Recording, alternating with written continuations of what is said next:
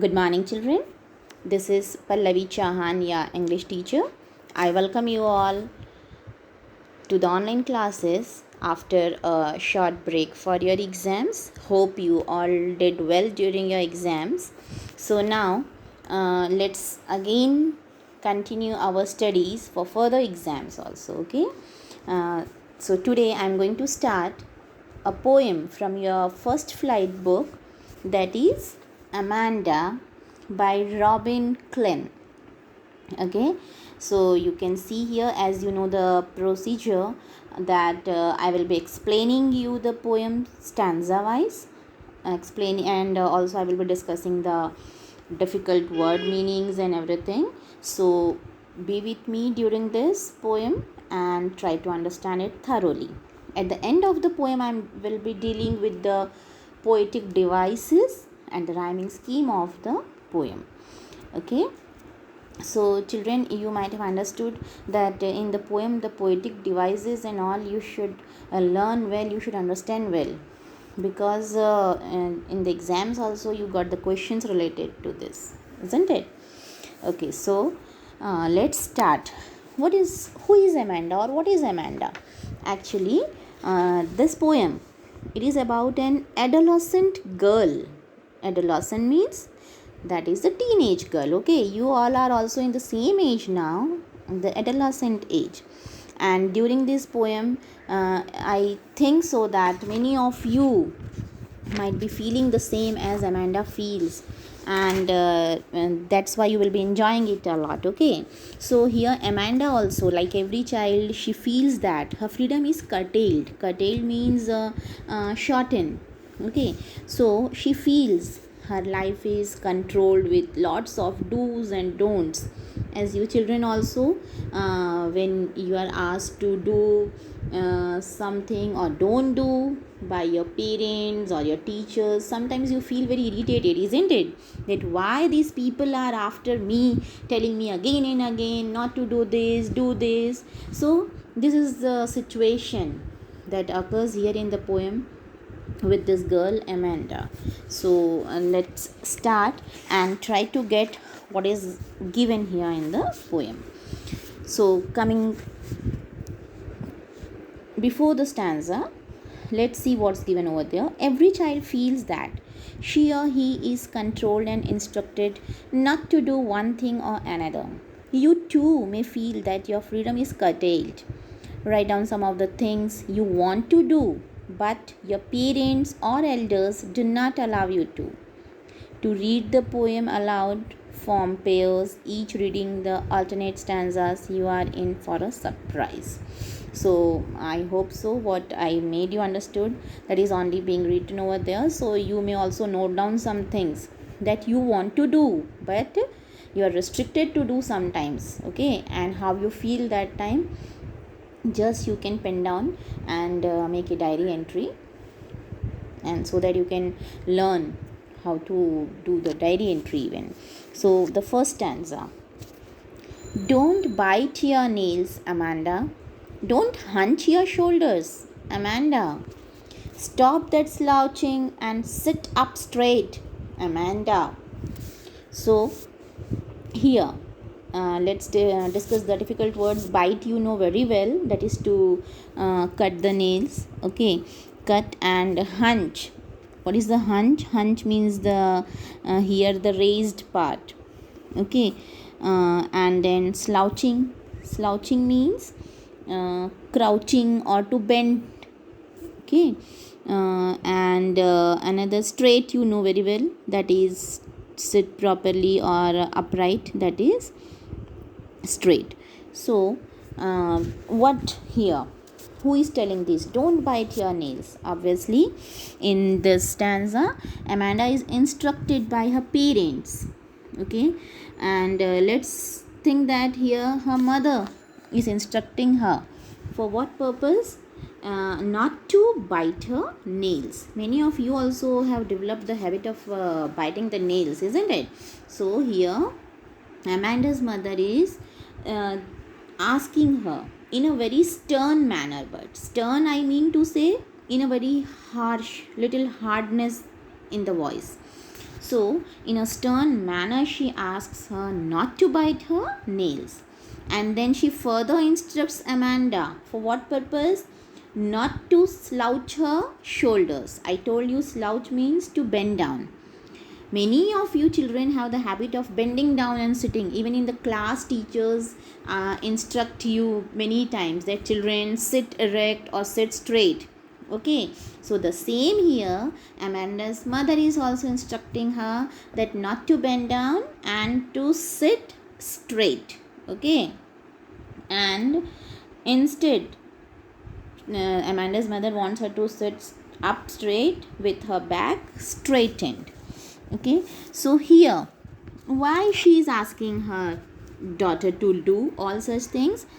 Because she knows that this is a bad norm, to bend down, to bite the nails. These are the bad habits. Okay, and to bend down, it lacks the proper etiquettes. That's why the parents, they want their children to learn the proper manners and etiquettes, but the children, they take it in another way and they feel irritated sometimes. Okay, so this is what asked in the first stanza. Coming to the next stanza, there is a languid emerald sea where the sole inhabitant is me, a mermaid drifting blissfully. So let's discuss the difficult words. Languid means relaxed or to feel peaceful. Inhabitant, dweller, one who lives in a place. Okay. Then mermaid.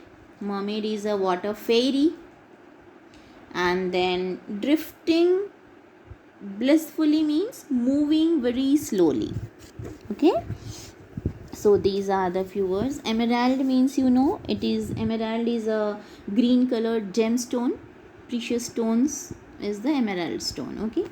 So here, what happens here?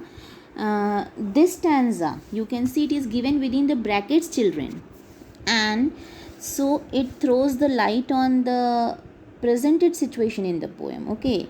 So here, it is an imaginative escape of Amanda. Amanda is highly sensitive girl. Okay, and she feels very much troubled also when her parents instructs her to do something. So here she escapes in her imagination, in her own fantasy world. Okay, that's why this paragraph is this stanza is inside the bracket where she is in the world of her imagination. So what she imagines here? Here, Amanda, she doesn't care much about her mother's instructions, and she wants to live an imaginary life. Okay, and here she imagines that she is not a human here, but a mermaid, a water fairy. She wants to be a fairy living in the water, and she also feels that she is alone. Soul is given. Soul means alone in that beautiful green sea. Emerald, I told you, green colored sea. So she wants to be a fairy, okay, who lives where? Alone in a beautiful green sea. And there is nobody to disturb her. And that's why she is moving in a very relaxed manner in the sea. Means she is free there without any restrictions that she imagines. Okay, like a free and joyful mermaid, and she sails freely in that green water. So mermaid here, now it is a symbol of freedom and wonder for her. Okay, so this is the way she imagines in the second stanza. Coming to the third stanza, children. Did you finish your homework, Amanda? Did you tidy your room, Amanda? I thought I told you to clean your shoes, Amanda. So I hope you understood, children, and many of you might be thinking also that these are the everyday's word you are listening from your parents, isn't it? Yeah. So any difficult words? Only one word, tidy, you know very well. Tidy means to clean. So here Amanda's mother is both irritated and angry at Amanda. Okay, She once asks her again in an authoritative tone whether she has completed her homework which is assigned to her by the school teacher. Okay, and then further she asks her whether or not she has cleaned up her own room, and she also reminds Amanda of her earlier instruction to clean her shoes, but it is still undone. Means Amanda has not yet done any of her work assigned to you, neither she has cleaned up her room, and for the thing that to clean her shoes, still she hasn't done it. Okay, so here what happens, here also the mother is very stern. Okay, so Amanda is again, okay, getting obstinate here. Obstinate, I want to say stubborn.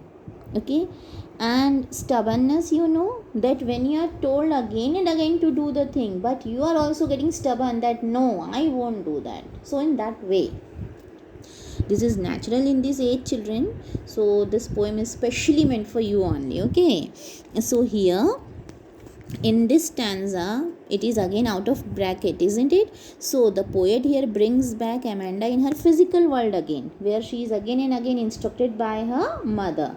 Okay, now she has came out from her imaginative world.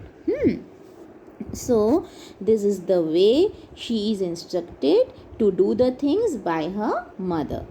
Coming to the next stanza, children. I am an orphan roaming the street. I pattern soft dust with my hushed bare feet. The silence is golden, the freedom is sweet. Again, you can see the same way it is enclosed. The paragraph, the stanza is again within the bracket, means again here she goes to her imaginative world. Okay, so let's discuss the difficult words. Often, you know, one whose parents are dead. Okay, roaming means wandering here and there. Pattern here means to make the designs. Hushed means silent. Bare feet, shoeless, without shoes. Okay, so these are the difficult words here in this stanza. So in this stanza, we find Amanda reacting to her mother's harsh words. Okay, again she withdraws herself into an imaginative world.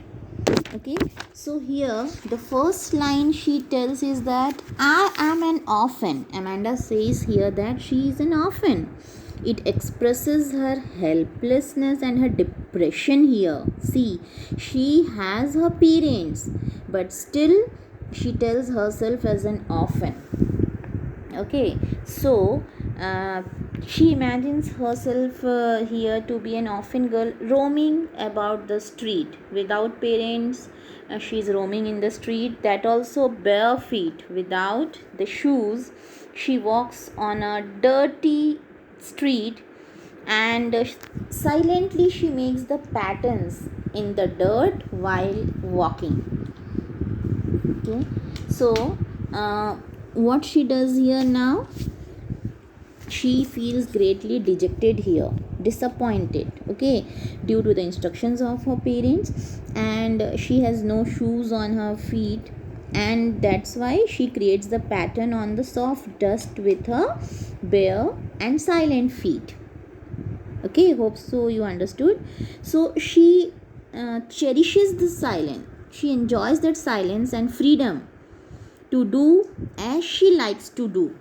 Okay, and she likes to remain in her world of imagination due to the stern instructions of her mother. So here she loves silence and freedom because of her parents' instructions and commands which are given to her. Okay, coming to the next stanza. Don't eat that chocolate, Amanda. Remember your acne, Amanda? Will you please look at me when I'm speaking to you, Amanda? So here again she's in the real world where she is again facing those stern instructions from her mother. Okay, so any difficult words? I don't think any. Acne, you know very well, the pimples. Okay, during this age many of you might be facing that problem also. So here Amanda's mother tells Amanda not to eat any chocolate. Why? Because it may cause the pimples or the acne on her face. Okay, and it seems that acne is a recurring problem for Amanda because her mother wants her to remember, okay, how they had looked on her earlier too, and she might have forgotten. Getting children, remember your acne. So here her mother wants her to remember that she might got it earlier also, the acne on her face, but she forgot that due to excess eating of the chocolates and sweets, she just has to face this problem of acne. So this unpleasant memory has made Amanda turn her face away for her mother and then tells Amanda to look at her while she is speaking as a sign of respect towards her. Sometimes you are also children, when you want to neglect anyone, you don't want to look in their eyes and speak, isn't it? And what you want to show to your parents, that you are not listening to them and you don't want to listen to them. Okay, so here Amanda's mother is instructing her that whenever she is speaking to her, then better to look at her and reply her. Okay, so here what we understood here again the same, that the parents anger is shown over here again, and the parents, they want, okay, that their children's appearance in the society must have a significance. Okay, but the children, what they take it another way. So here Amanda is actually made conscious of the natural phenomena of developing acne, and this is an indication of the value and necessity of the social life. Okay, but here still Amanda, she doesn't want to accept that thing. Next stanza. I am Rapunzel, I have not a care. Life in a tower is tranquil and rare.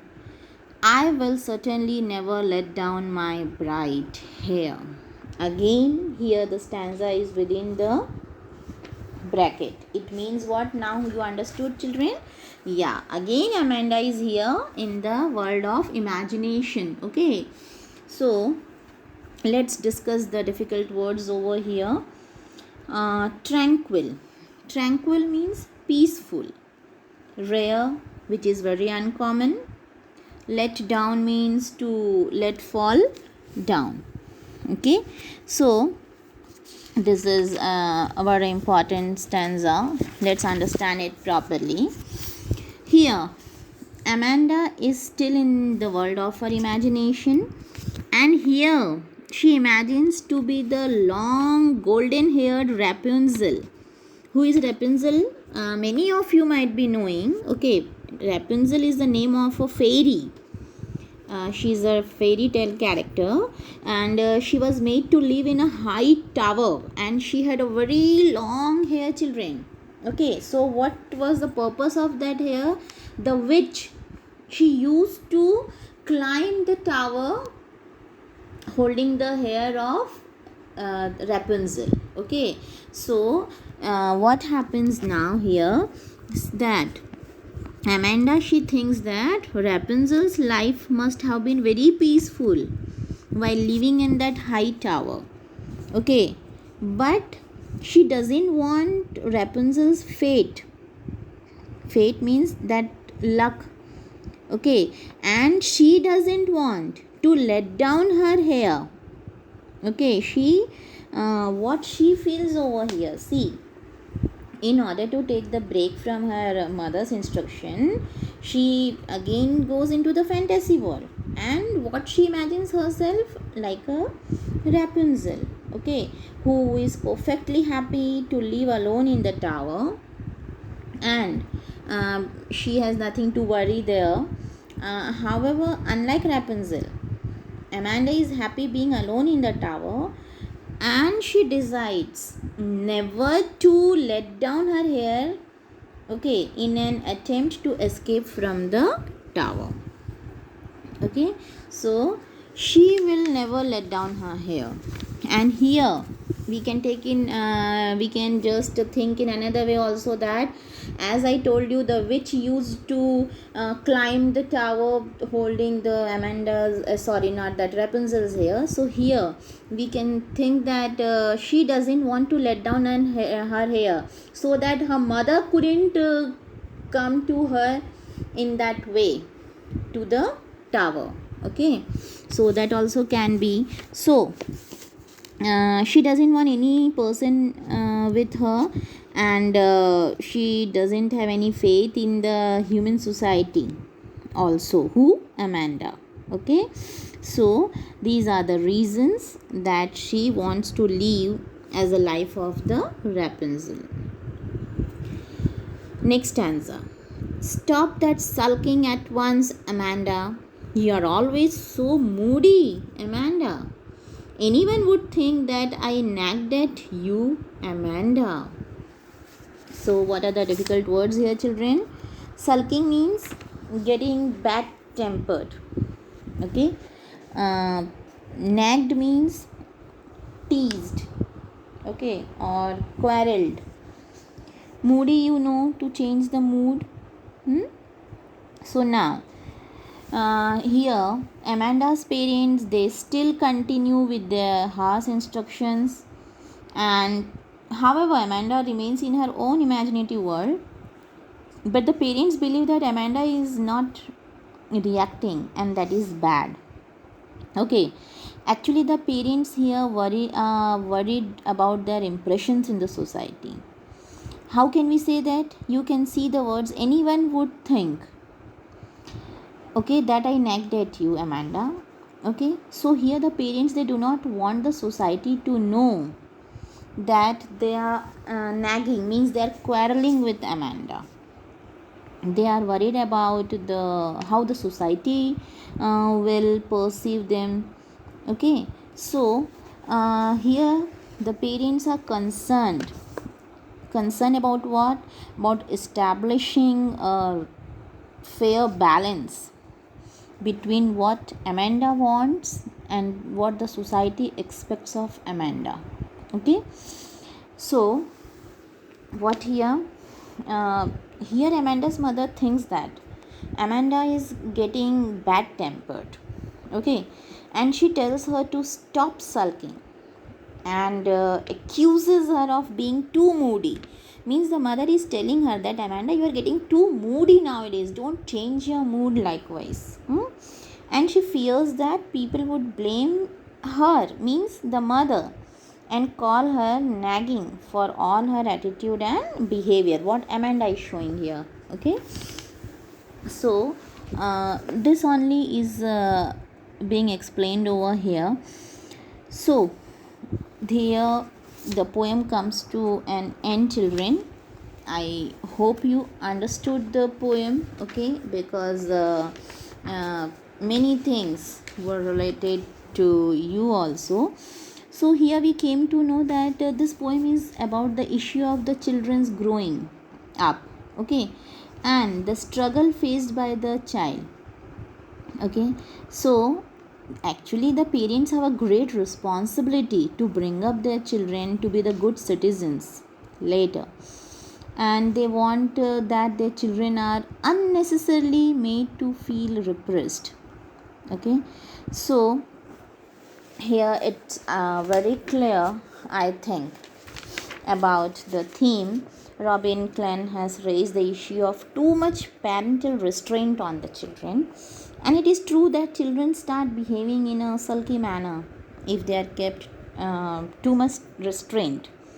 and they suffer from many psychological issues, even including the change of mood and to go in their own fantasy world and all.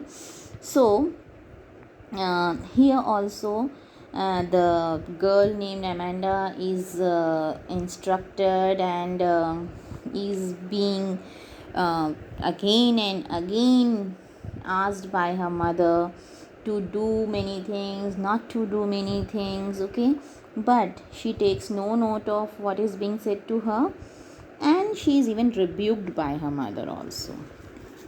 So she again goes into the imaginative world where she feels herself as an orphan, and even she wants to live the life of Rapunzel. So here it shows that how she was feeling, okay, and she dreams to lead a life full of freedom. But do you think it's possible? No, children. The parents always they instruct you for your well-being, okay, so just try to understand and hope so you will be very good children in future. So now coming to the rhyming scheme of the poem, as explained to you earlier also, how to find out the rhyming scheme. You have to see the last words of all the lines and in what way they are rhyming. As we can see in the first stanza, the last words are Amanda, Amanda, straight, and last again Amanda. Means the rhyming scheme formed here is A, B, A. I hope so you understood. Okay. Coming to the next stanza, if I see me blissfully. So see, already I have given A, B in the first stanza. So here I will take the word is again quite different from those words. So here the rhyming scheme formed will be C.